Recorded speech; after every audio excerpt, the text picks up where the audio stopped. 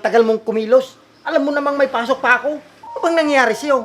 Palagi ka nalang ganyan. Hindi ko masusundo mamaya yung anak natin ha. Kaya ikaw muna. Ako na lang mag-isa dito. Baka na kaya si nanay. Nay, asan ka na? Nay!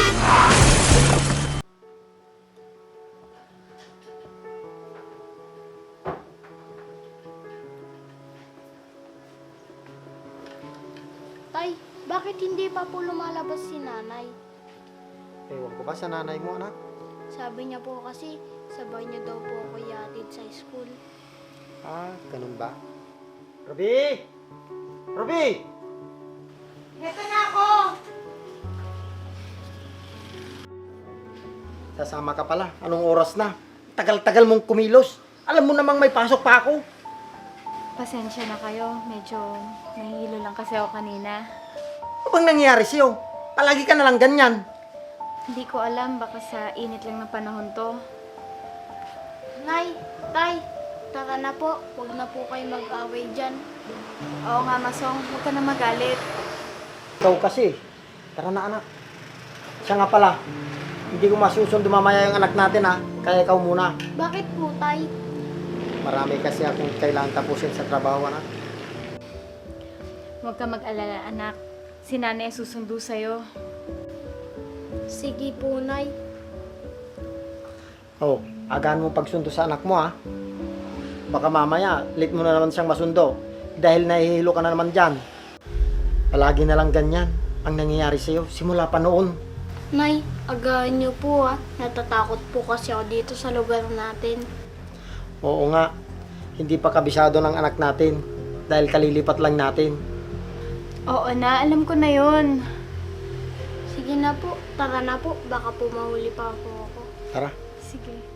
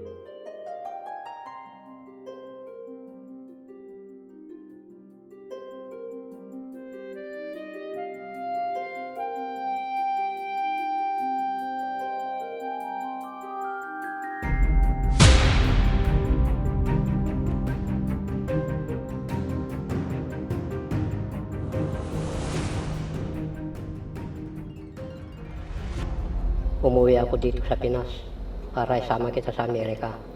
Pero ang hindi ko alam, umuwi ako dito na wala ka na pala. Ikaw na lang ang meron sa akin, anak. Simula nung nawala ang mama mo. Ginugol ko ang panahon ko para mapalago ang negosyo natin. Dahil alam kong sa'yo lahat, iwan ang mga ito. Pero napakalupit ng tadhana. Pati ikaw, kinuha sa akin. Pero wala akong magagawa. Wala nang dahilan para magtagal pa ako dito. Kahit sobrang sakit, kailangan ko magpatuloy kahit wala ka na. Paalam, anak. Babalik na ako sa Amerika.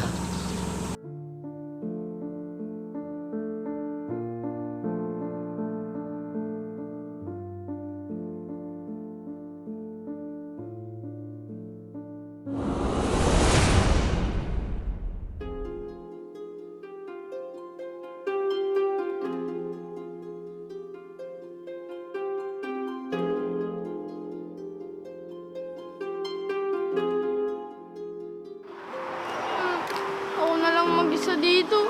Baka na kaya si nanay.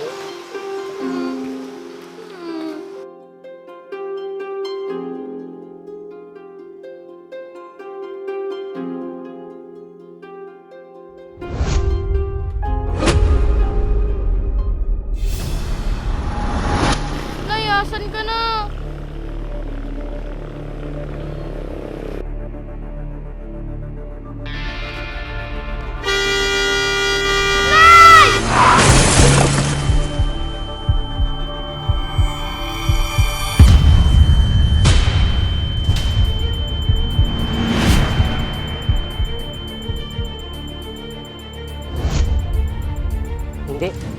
Hindi ito maaari. Wala na ang anak ko. Pero bakit nandito siya? Buhay ang anak ko.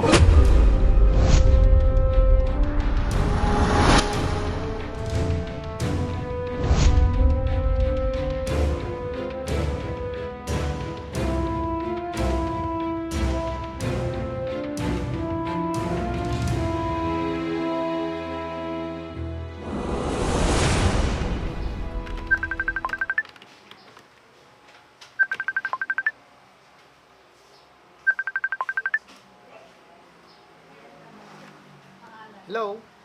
Sino po sila? Magandang umaga po. Sa pagamutan po ito ng bayan. Nakuha po namin yung number ni Ruby sa ID po niya. Pakipuntahan niyo po siya dito dahil sinugod po siya ng walang malay kanina. Salamat po.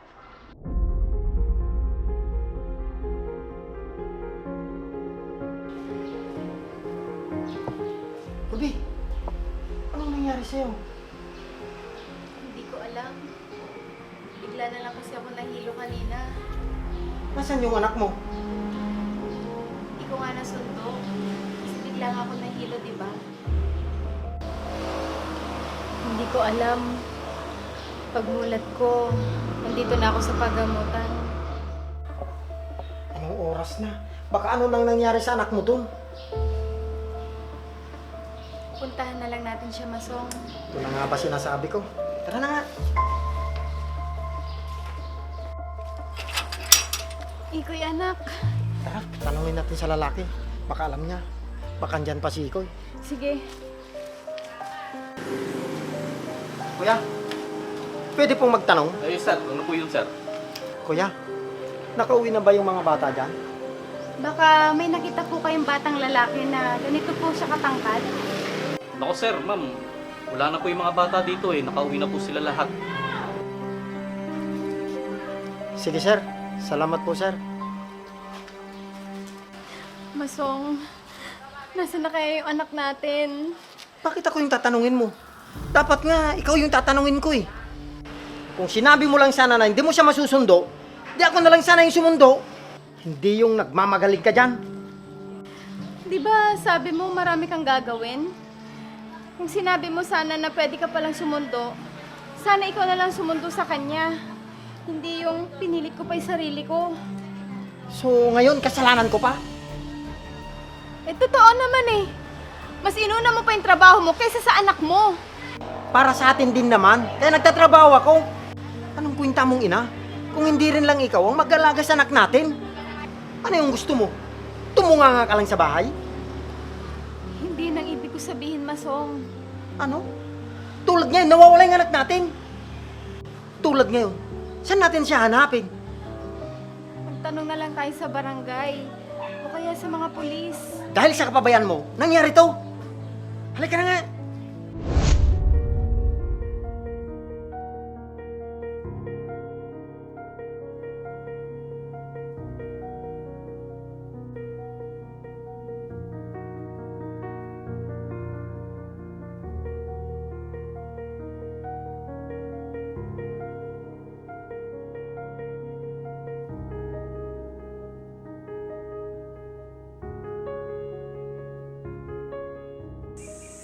Pre, di mo ba napansin yung anak ko dun sa school?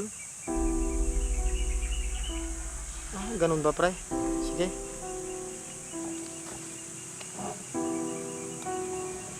Hindi ko alam kung saan ko hanapin yung anak mo. Maghintay na lang tayo. Total, na-report naman na natin sa mga pulis. Maghintay? Yan ang sasabihin mo? Nawawala na ngayon anak mo, tapos sasabihin mo maghihintay? Diyan ka magaling. Ang umupo at tumunganga doon sa bahay. Hindi ko ginustong mawala siya, Masong! Di mo ginusto, pero nangyari na dahil sa'yo. Huwag mong isisi sa akin yung nangyari, Masong! Sino sisihin mo? Ako? May kasalanan ka din, Masong! Hindi lang ako! Anong kasalanan ko? Ha? Kasalanan ko ba maghanap buhay para sa pamilya natin? Habang ikaw, ang anak ng alang natin ang iniintindi mo, napapabayaan mo pa! Hindi ko siya pinabayaan, Masong. Sadyang hindi lang maganda yung pakiramdam ko. Kahit dati pa, ganyan ka na, Ruby. Kasalanan ko pa ba, Masong, kung bakit ako ganito? Ano pa nga ba? Huwag na tayo magsisihan. Nawawala na yung anak natin. Wala akong ibang sisihin sa nangyaring to kundi ikaw lang. Kapag may nangyaring hindi maganda sa anak natin, hindi kita mapapatawad kahit asawa pa kita. Alam ko makikita din natin yung anak natin, Masong. Siguraduhin mo lang. Kung hindi, pasensyahan tayo. Anong gagawin mo, Masong? Iiwan mo ko? Ano? Bakit hindi ka makasagot dyan? Huwag mo akong pinapangunahan kung ano ang gagawin ko. Dahil kung gusto kong gawin yan, noon pa, mas pinili kong maging mabuting ama at asawa. Mahal kita, Ruby, at ang anak natin. Pero anong ginawa mo? Asan ngayon ang anak ko, Ruby? Wala kang kwentang ina! Tama na, Masong. Tama na. Mawala ng lahat, wag lang yung anak ko. Kung nasasaktan ka, Masong, mas nasasaktan ako dahil ina niya ako. Inang pabaya? Ganyan ka, Ruby? Hindi, Masong. Huwag mong sabihin yan. Yan bang mahal na sinasabi mo, Ruby? Pinabayaan mong mawala siya. Huwag kang mag-alala, Masong. Hahanapin ko siya. Kung alam ko lang sana na mangyayari to, hindi na lang sana ako pumayag na lumipat tayo. Huwag mong isisi sa trabaho ko ang nangyaring ito, ha? Masong! Masong! Hindi pa tayo tapos mag-usap! Masong! Masong! Masong! Lagi ka na lang ganyan. Tuwing kinakausap kita, lagi ka na lang umiiwas. Kagustuhan din nyo yan. Hindi ko kayo pinilit. Dahil dito ako na destino, tapos ganyan ang sasabihin mo? Kung di ka sana pumayag lumipat dito, edi sana hindi nangyari to. Huwag mong ibaling ang trabaho ko sa kasalanan mo. Umalis ka na. Hanapin mo yung anak ko. Talagang hahanapin ko yung anak ko. Pero hindi ko alam kung saan ako mag-uumpisa. Ngayon, nagkakaganyan ka. Anong mapapala ng pag-iiyak mo? Umiiyak ako dahil hindi ko alam kung anong nangyayari sa anak ko. Sigurado, nagugutom at natatakot na yun. Sana, inisip mo yung kanina para alam mo kung anong dapat mong gawin. O kaya tinawagan mo ako para wala nang ganito.